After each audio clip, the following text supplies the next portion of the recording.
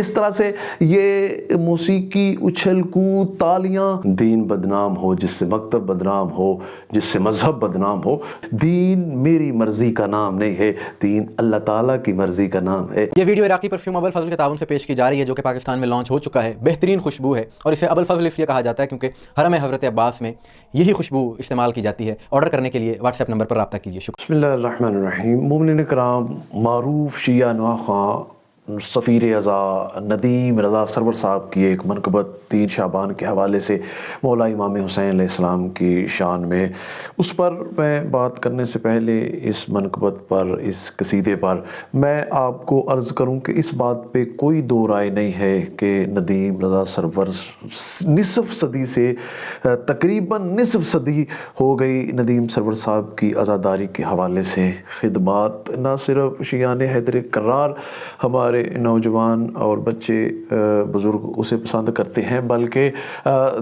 دیگر مکاتب کے افراد اہل سنت بھی ان کے نوحوں کو پسند کرتے ہیں۔ اس حوالے سے ان کی عزاداری کے حوالے سے خدمات پوری دنیا میں جہاں جہاں بھی اردو سمجھنے والے، سننے والے شیعان حیدر کرار محبان اہل بیت ہیں، وہ ان کی عزاداری، ان کے نوحے پسند کرتے ہیں۔ اب جو یہ منقبت آئی ہے ندیم سرور صاحب کی 3 شعبان امام حسین علیہ السلام کے، جو کہ محسوس ہوتا ہے جیسے کوئی موسیقی، کوئی انڈین چترہار، کوئی گانا نہیں ہے، اور ایسا ماحول بنایا جا رہا ہے۔ دیکھیے ندیم رضا سرور صاحب ہماری مجالس میں اکثر آپ نے دیکھا ہے کہ علماء کرام سے پہلے ہمارے بچے ندیم سرور کو کاپی کرتے ہیں، اس طرح نوحہ پڑھتے ہیں، ان کے نوحے پڑھے ہوئے اس طرح سے ان کے انداز میں پڑھنے کی کوشش کرتے ہیں۔ اب یہ 15-20 سال پہلے ندیم سرور صاحب جو منقبت پڑھتے تھے، منقبت ان کی حسین زندہ باد ہے، وہ تو عز و منتشا و تو ذل و منتشا، اور زمین نبی کی، زمان نبی کا اللہ ہو، تو یہ منقبت جو ندیم سرور صاحب سادہ انداز، حدود و قیود جو اہل بیت کی مرضی ہے، جیسے اہل بیت نے کہا ہے ہم خوشی انہی امام بارگاہوں میں، اب اس کی کاپی ہمارے بچے کریں، جس طرح سے یہ موسیقی، اچھل کود، تالیاں، جہاں چند دن پہلے 25 رجب کو امام موسیٰ کاظم علیہ السلام کی شہادت بیان کی جا رہی تھی، جہاں بیان کیا جا رہا تھا امام موسیٰ کاظم علیہ السلام فضل بن ربیع کا واقعہ، کہ جو دربان تھا لیکن زیادہ سخت نہیں تھا، امام کے بارے میں، امام موسیٰ کاظم علیہ السلام کے بارے میں نرم گوشہ رکھتا تھا۔ ایک روز اس نے امام کو تنگ زندان سے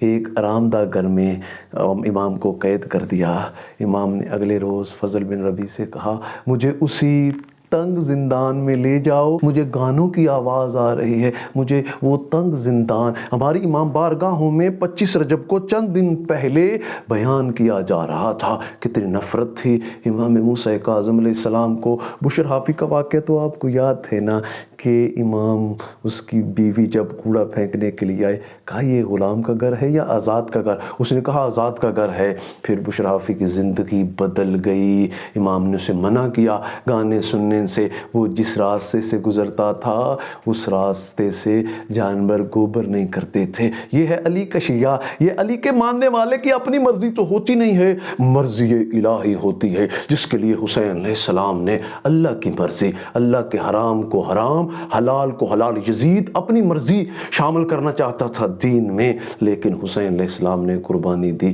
امام جعفر صادق علیہ السلام کا اکثر آپ وہ روایت سنتے رہتے ہیں کہ امام علیہ السلام سے جب پوچھا گیا مولا کوئی نجات کا نسخہ بتا دیں، تو آپ نے فرمایا وَاجْتَنِبُ الْغِنَا، گانے سے بچو۔ راوی کہتے ہیں جتنی دیر امام کی بارگاہ میں بیٹھا رہا آپ یہی فرماتے رہے وَاجْتَنِبُ الْغِنَا، گانے سے بچو، گانے سے بچو، گانے سے بچو۔ اور یہاں ماحول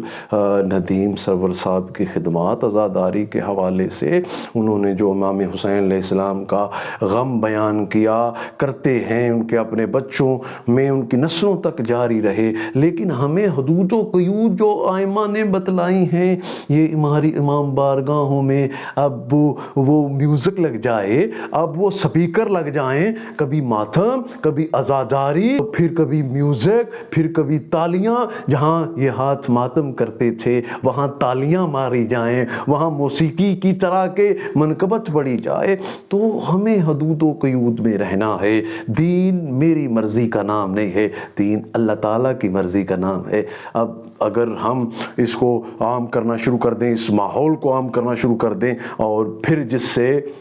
دین بدنام ہو، جس سے مکتب بدنام ہو، جس سے مذہب بدنام ہو، تو ہمیں ان چیزوں سے، ان باتوں سے اجتناب کرنا ہے۔ اللہ تعالیٰ ہمیں اہل بیت کی مرضیوں کے مطابق ان خوشی سے خوشی اور غمی